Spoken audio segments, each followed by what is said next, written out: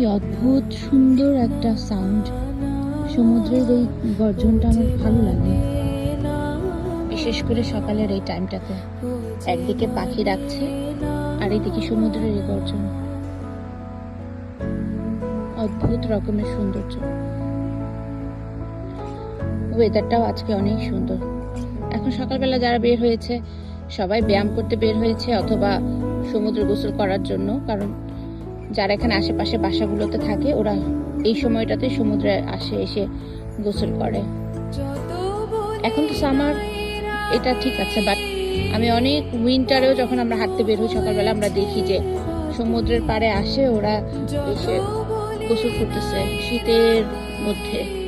পানি তো অনেক ঠান্ডা কিন্তু